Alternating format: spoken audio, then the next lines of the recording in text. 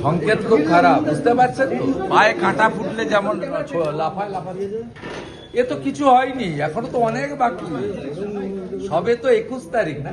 नमस्कार सर। नमस्कार। साधारण मानुष क्या नाम है?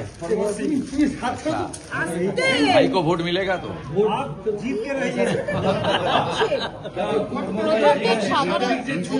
যে ওদের আচরণটা এটা কি মানে কেন এটা ভয় পাচ্ছে, ভয় পেয়েছে মমতা, জেনে গেছে জনতা। আজকের অভিষেক বন্দ্যোপাধ্যায় তিনি বলছেন একটাও নাম বাদ দিতে দেব না। আমি ওনার কথার উত্তর দেবো না, আমি কথার উত্তর দেবো না। ওনাদের পার্টি স্ট্যান্ড উনি বলছেন, বিষয়টা তো মমতা ব্যানার্জিকে কেন্দ্র করে। উনি তো এসআইআর চলাকালীনও মুখ্যমন্ত্রীর প্যাড ব্যবহার করেছেন, এখন এমসিসি আছে মুখ্যমন্ত্রীর প্যাড ব্যবহার করছেন। সুপ্রিম কোর্টে গেছেন বা রাজ্যের উন্নয়নের জন্য নয়, রাজ্যের ছেলে মেয়েদের চাকরির জন্য নয়, শিল্পের জন্য নয়, নারী সুরক্ষার জন্য নয়, সুপ্রিম কোর্ট পর্যন্ত গেছেন বাংলাদেশি মুসলিম অবৈধ অনুপ্রবেশকারীদের বাঁচানোর জন্য। সাপ্লিমেন্টারি তালিকা বেরোচ্ছে সোমবার, অনেকটা 10 লক্ষের কাছে মানুষের নাম বাদ যেতে পারে। কতর মধ্যে? 27,30,000-এর মতো না, নিষ্পত্তি আপনার হয়েছে। কাছে ভুল তথ্য হয়েছে, আমি বলবো না। আচ্ছা যা আছে যা যারা করেছেন, সুপ্রিম কোর্টে চিফ জাস্টিস বলে দিয়েছে, আমি সব শুনবো, জুডিশিয়ারির উপরে কোশ্চেন করলে আমি শুনবো না। এর প্রভাব কি পড়তে পারে নির্বাচনে? এত লক্ষ মানুষের নাম বাদ যাচ্ছে। তারা কারা? তারা দেখাতে পারেনি ডকুমেন্ট, তার জন্য ট্রাইব্যুনাল বানিয়ে দিয়েছে, আপিল করবেন। আপনি যদি মনে করেন ইনজাস্টিস হয়েছে, আপনি আপিলে যাবেন। তার জন্য সুপ্রিম কোর্টের নির্দেশে হাইকোর্টরা রিটায়ার্ড জাজদের দিয়ে, এক্স জাজেসদের দিয়ে, রেসপেক্টেড এক্স জাজেসদের দিয়ে সুন্দর ট্রাইব্যুনাল বানিয়ে দিয়েছে এবং ডিস্ট্রিবিউশন অফ দি এরিয়া ভাগ করে দিয়েছে। আপনি যদি অ্যাগ্রিভড হন, আপনি ট্রাইব্যুনালে যাবেন। ভারতবর্ষের এত ডেমোক্রেসি আছে, এত সুন্দর আইন আছে, তো কান খুলে শুনে রাখুন। মৃত, ডবল ট্রিপল এন্ট্রি, ফেক এবং অভারতীয় বাংলাদেশি মুসলিম, তার নাম থাকবে না। যেখানে খুশি যেতে পারেন, নাম থাকবে না। পরিষ্কারভাবে কানে শুনে রাখুন। আপনি যদি ভারতীয় হন, আপনার যদি পেপারসের প্রবলেম থাকে, আপনি যদি মনে করেন যে জুডিশিয়াল অফিসাররাও আপনার সঙ্গে ইনজাস্টিস করে দিয়েছে, আপনি ট্রাইব্যুনালে আপিল করবেন। Tribunal will take final call, no problem. ঘন ঘন কর্মী সভা হচ্ছে, গতকাল একটা হয়েছে, আগামীকাল আরেকটা হবে, মানে সেখানে স্বয়ং দলনেত্রী থাকছেন। ওদের কাজ ওরা করবে। ভারতীয় জনতা পার্টি মমতা ব্যানার্জিকে হারাতে চায়, ভবানীপুরের মানুষকে পরিত্রাণ দিতে চায়, এখানে ভয় ভীতি মুক্ত করতে চায়। সেই জন্য রাজ্যের বিরোধী দল নেতাকে এখানে পাঠিয়েছেন। মোদিজির সৈনিক হিসাবে আমি এখানে এসেছি, বিজেপির প্রার্থী হিসাবে।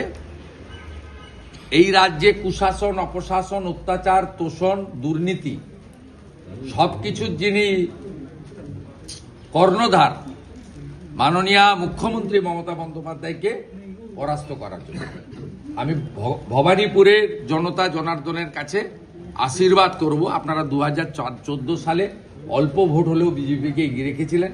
বিভিন্ন কারণে আপনারা এখানে গণতান্ত্রিক পরিবেশ পাননি। সকালবেলা যদি বৃষ্টিও যদি পড়ে, আপনারা যদি ভোট কেন্দ্রে যান, আপনারা কি করবেন সেটা আমার জানা আছে। আমি নিশ্চিত, আমার পুরো ভরসা রয়েছে।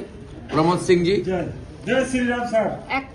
आप जो बोला है वही भवानीपुर का जनता करेगा, ये पूरा विश्वास है। सर आपको चिंता है? अच्छा रहिए, जय जय श्री राम।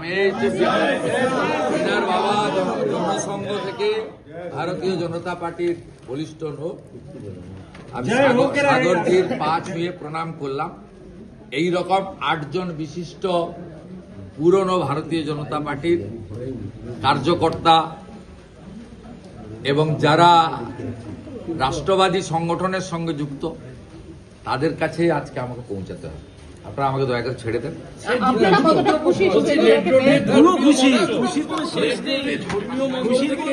রাজনৈতিক যে আক্রমণ হলো আজকে, প্রধানমন্ত্রীকে 4 তারিখে রেড রোডে প্রার্থনার আয়োজক মুসলিম নেতাদের উচিত মমতা ব্যানার্জির বিরুদ্ধে ব্যবস্থা নেওয়া। খিলাফত কমিটির উচিত ব্যবস্থা নেওয়া। পরবর্তীকালে এটা একটা অন রেকর্ড খুব ব্যাড ইনস্ট্যান্ট হিসেবে থেকে গেল।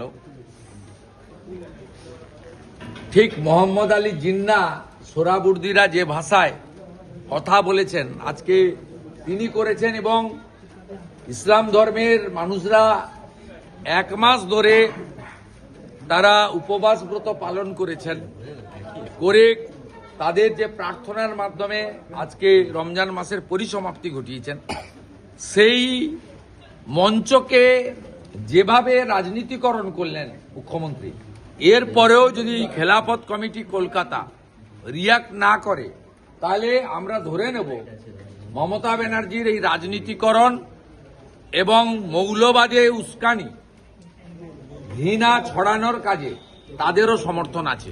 আমরা 24 ঘন্টা অপেক্ষা করব তাদের রিয়াকশনের জন্য। 10 প্রতিজ্ঞা কালকে যে 10 দপের চপ, এক ঝুড়ি মিথ্যা। বিজেপি ক্ষমতায় আসছে, নজরুল মঞ্চে প্রথম মিথ্যাশ্রী পুরস্কারটা আমরা তৈরি করে রাখছি, মাননীয়ার হাতে তুলে দেব। 24,000 কেন্দ্রীয় বাহিনী আমি ইন্টারেস্টেড নয়, কেন্দ্রীয় বাহিনীর নিয়ন্ত্রণ কে করবে সেটা নিয়ে ইন্টারেস্টেড। কেন্দ্রীয় বাহিনীকে সঠিক ব্যবহারের আমি দাবি করি। যদি কালীঘাট মন্দিরে যদি আজকে মমতা ব্যানার্জির ছবি রাখা হয়, উনি প্রার্থী, তারপরেও যদি ইলেকশন কমিশন এখানকার লোকাল অথরিটিকে দিয়ে ছবিগুলো পরিষ্কার না করেন, তাহলে বুঝে দিতে হবে কি হতে পারে। দেখুন, ওরাই বলে দিচ্ছে কি হবে। দিদি ভাই জিতেगा तो कमल खिलेगा। जय श्री राम। जय श्री राम, जय श्री राम, जय श्री राम।